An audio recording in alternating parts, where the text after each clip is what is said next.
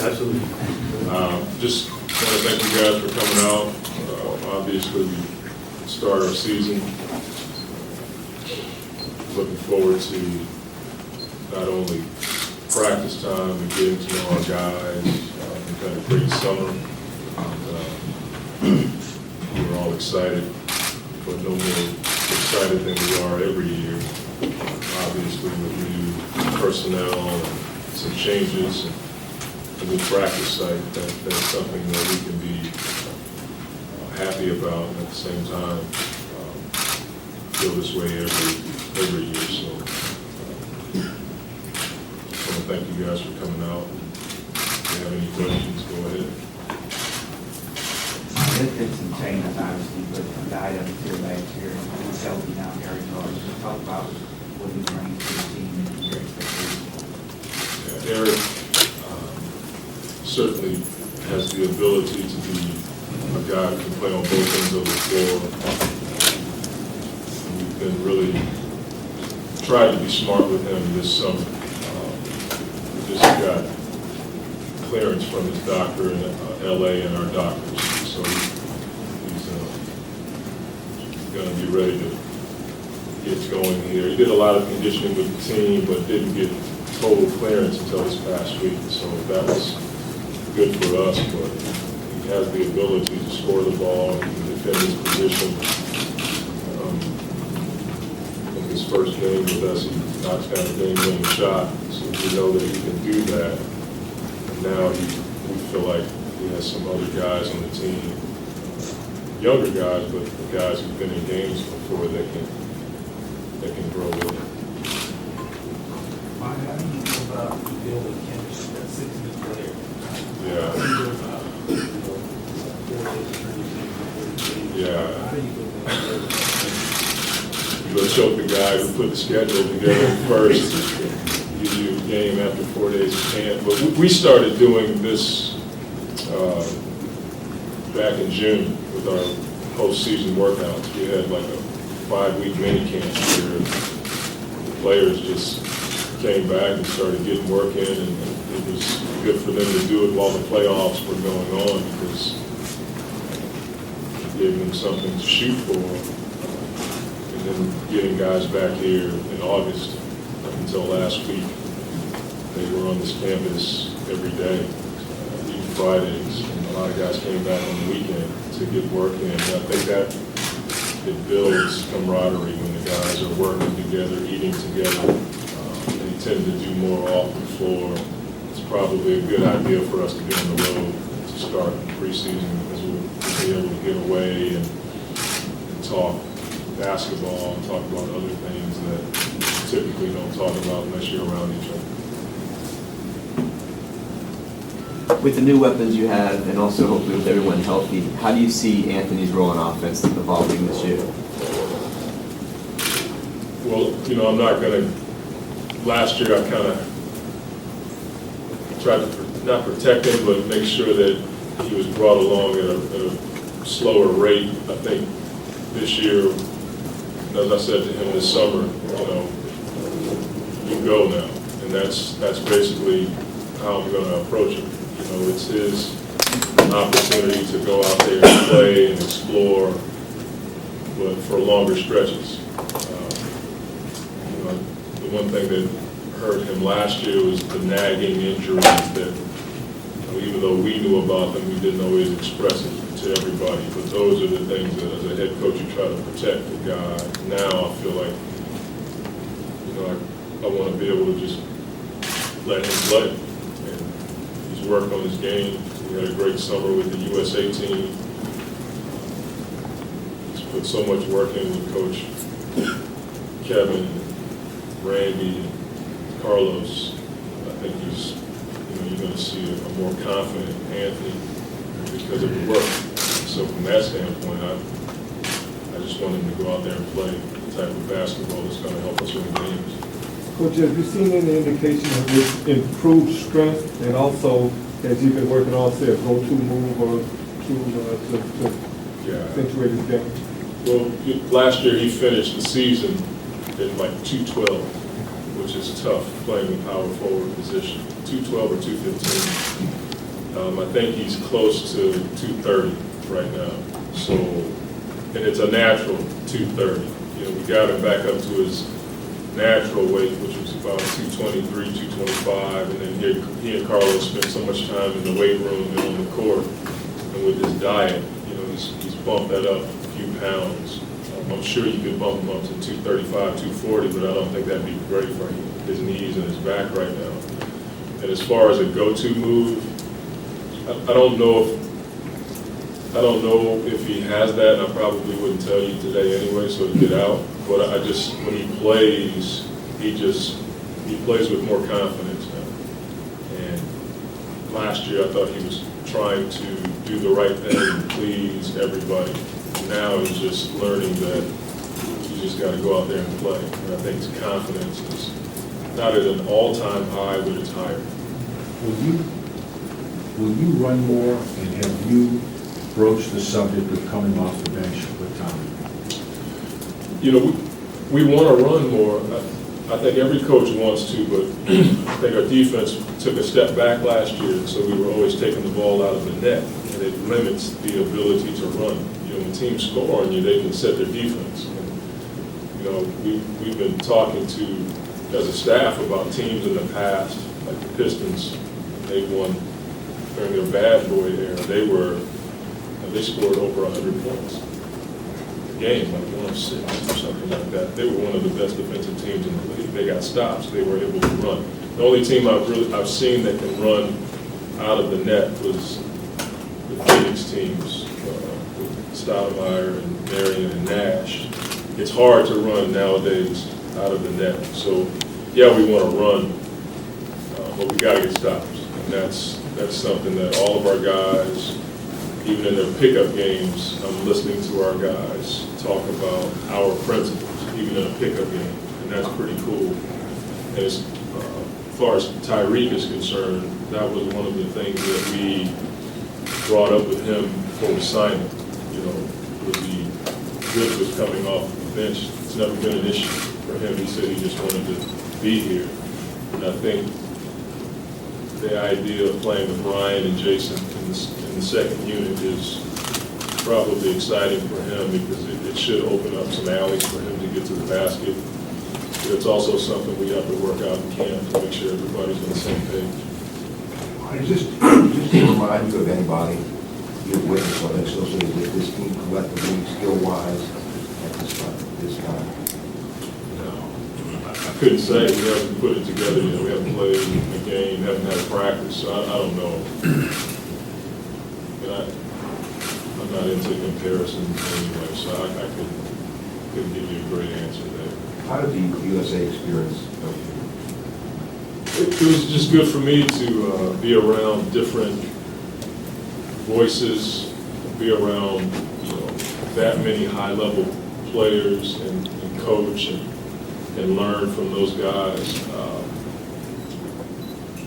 I was able to learn a few things being around Coach K, Mr. Colangelo, just their approach, talking to Coach Boeheim and Tibbs every day. A lot of the things we do are the same, and we may say it differently. So I may have learned how to get something across in a different way. If you're around Coach K for any period of time, you get it right away why he's been so good and one of the best ever because of his approach and his diligence and work. But you know, I just sat and listened a lot for about a week, and you know, Lord willing, it'll add to my coaching base and help our players. Go back to AD quickly. You touched on his physical, I guess, improvements and enhancements. Some of the reports over the summer was that he kind of looked like a leadership role, talking to the guys on the summer team. Is that something that stood out to you that you expected, or has been a pleasant surprise? I think with AD, it's not always comfortable being in that position. And my message to him was learn how to deal with the uncomfortable. It's not always a cool time when you're 20 years old and you got to stand up and tell guys what to do. And I think he took on that role this summer, and he got more and more used to it. And with Jason's help, he's been better at it. And my thing is, it's no different than putting him on the floor in positions where he can go. I also want him to be able to do the same from a leadership role and not have to do the rah-rah speech all the time. You know, leadership usually comes from service, and he's always been a good teammate. And now I'm trying to get him to take on the role of demanding from his teammates because he's worked at it. You know, if he wasn't putting the work in, I would never ask him to do it. And there have been things that he did this summer that I didn't ask to do. I mean, he was at almost every summer league practice, and he closed every practice. You know, he brought the guys in, he talked to them about what we did in practice, how we can improve. I didn't tell him to do that. That's just who he is. And so, you know, it's his time to move into that role. And I think with Jason's help and with Drew, who's a natural leader, I believe, he's only going to get better at that. How much, you visualize him playing more as a shooting guard? Do you visualize him playing at the small forward, or do you visualize him I think all three. Depending on who's in the game with him, I think he can play some point. Certainly can play both wing spots. On most NBA teams, the 2 and 3 are the same. It's not like back in the day where the 3 small forward spot was on an island by itself. Now those 2 spots pretty much mesh. But I think it just depends on who he's playing with. I think Tyreek has to be on the floor with shooters because it opens up the floor and he can do what he does best, which is attack the basket. To answer your question, I think he can do all of those things. I think he can play some point, but he certainly can play both wing spots.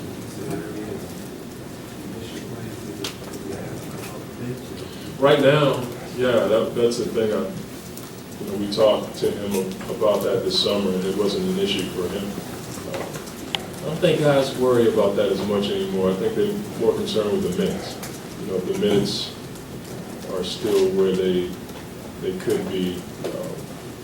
I'd like to keep, if I can get him in the game for 28 to 30 minutes a game, that would be optimum for us. I think it would keep him fresh, but also keep him on the floor. Now that changes because of circumstance, but I think guys are more concerned with minutes than they are starting, and I think guys are more concerned with finishing the game.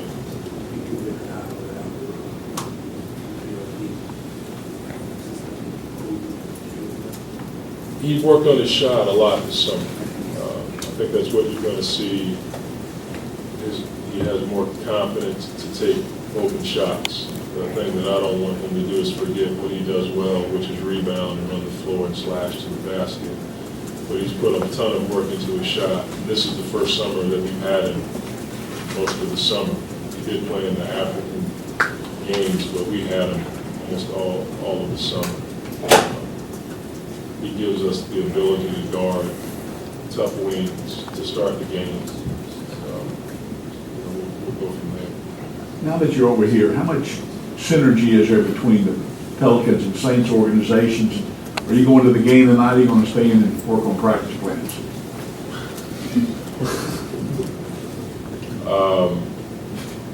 Obviously, when you're around Coach Sean and Mickey, you learn a lot.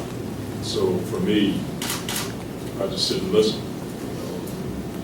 Mickey and I talk a lot about different philosophies, and he'll say something that I try to put in my notebook or in my database, and you can't help but learn from being here. And I'm sure our players could say the same thing. I don't want to answer for them, and I'm not going to be at the game tonight. I got a lot of work to do. You guys were one of the more aggressive teams in the offseason. Is what happened in the fourth quarter in a lot of those games last year when you had the lead and couldn't close it out, did that change your thinking at all about what direction you had to go in the way of personnel? No, I mean, probably, but you've been with me for going on 4 years, I'm never going to put all that on the players. You know, there are things that you can do as a coach to help your team win. So, yeah, we didn't have, you know, guys who could close out a game or were dealing with health and all that, but at the same time, you know, we all got to be better. And I'm not going to run from that. We certainly feel like we've upgraded some personnel, but not just for that. I still struggle with our defense last year. Our defense was just not close to where our defense has been. And that, to me, was the biggest struggle, just giving up easy baskets in the fourth quarter. You don't give up layups in the fourth quarter. And in some of our games, we had pick and roll coverages that gave up a layup as opposed to a contested two, which is something that we like to do. If we're going to give up anything, it's a contested two. And we were giving up threes and layups last year. You just can't do that in the fourth quarter. So I'll take that responsibility. I'm not going to put that all on the players that we've had. I don't ever want to disrespect those guys in that way. Most of the guys that we've had here have done everything we've asked. But now we have some guys who we feel like are, that should be a fun. I feel like we have some guys who have a higher level of talent, but it's going to take us some time to put that together so they understand our scheme. As a kind of a follow-up, and I don't want this to sound the wrong way, do you think you had too many nice guys last year? Maybe you need to have a few more guys that are a little edgier?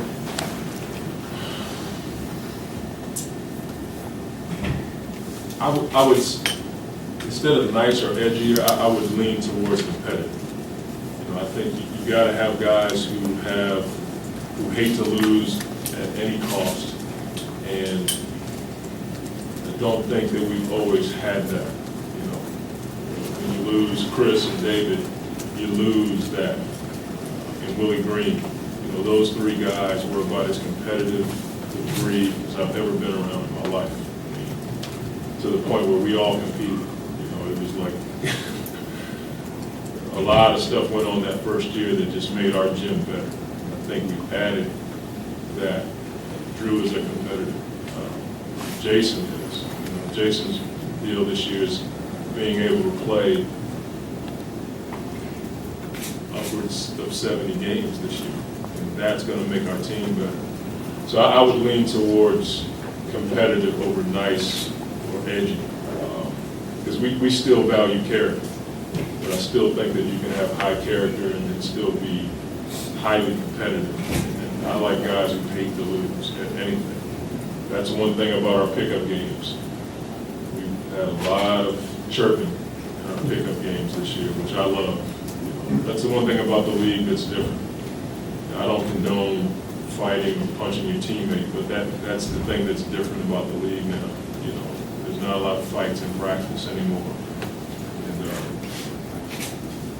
you don't want that to happen, but you love the atmosphere. And that's the one thing we have to have is a competitive atmosphere. Coach, last year you said you took some things for granted as far as teaching your team defense, because you said you had a lot better of that. Yeah. How will your approach be different this year? What do you find intriguing about the guys you had as far as improving the defense? Yeah, we're just going to start from ground zero. We're not going to go into the season thinking that guys know whatever. We're going to make sure that we start from a base and build off of that and not assume. And I think it's the best way to build your program. In so many ways, it feels like year one because we have so many new guys. Even though they know certain things about defense, they have to understand the way we do it. And I got to have a feel for what they do well on defense and not just try to bash them into my own template of defenses. It can't be that way, but defense is the one side of the floor that, for me, we have absolutes that can't be broken. So from that standpoint, we just got to start from zero. We can't assume that everybody knows. Their chief and Jason and AD and Austin, those guys will know more than they knew before, but Drew, Tyreek, Greg, Anthony, Jeff, Ayo, they have no idea our languages, and so from that standpoint, we got to teach from ground zero. You were talking about talking to Mickey a lot. Anything specific you can recall that's been helpful to you? Nothing I would share. Just a lot of stuff that we talk about is personal, you know, and I don't want to be rude in that way, but a lot of the things that we talk about are just for us. They're just for me and him and the team. So it's nice for him to just walk across the parking lot and just say, have you thought about this? You know, and I'll be like, not really. You know, and I'll take time to go home and ponder it and see how we can add it.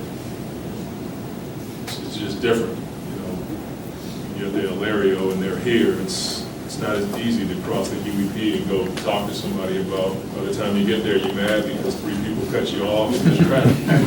You don't even want to deal with it. Now you can just walk across the parking lot and all you got to deal with is walking by a high-end car.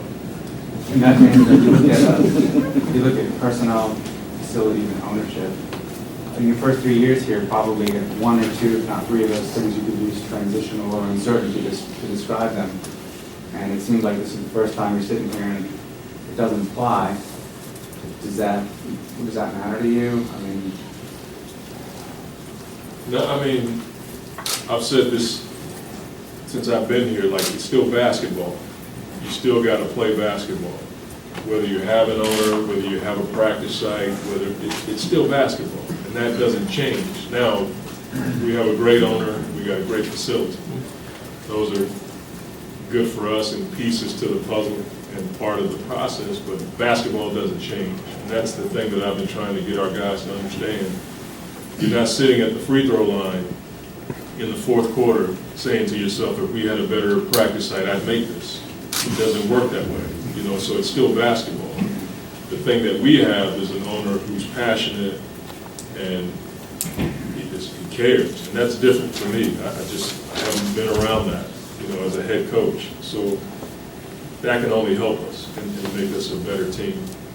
Coach, can you talk a little bit more about trying to get these guys to mesh? I know you talked about working on that chemistry back in June, the 5-week mini camp, but just as you move forward with some of the new pieces that you picked up in the offseason, getting these guys to fit off the bench, position-wise, that type of stuff.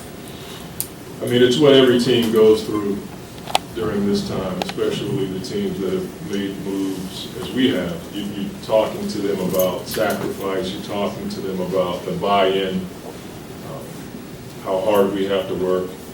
But I think the thing that helps us more than anything is guys like Jason and AD and Austin and Brian, guys who've been here who get the message across. Darius, they tell the guys what we're about, and it cuts down on some of the stuff that you have to do.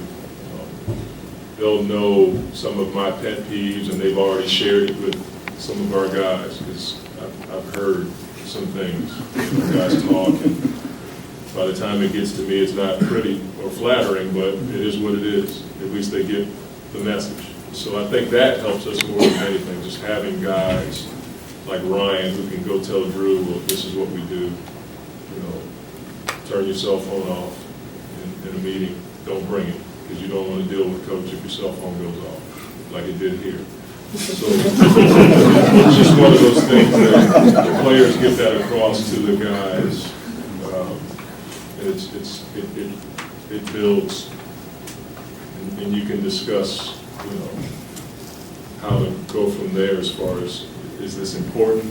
Am I just kind of tooting my own horns, I can be the head coach, or is this going to help the team? So I kind of like to hear the feedback, even though it's not so flattering once it gets back to me. Thank you, Coach.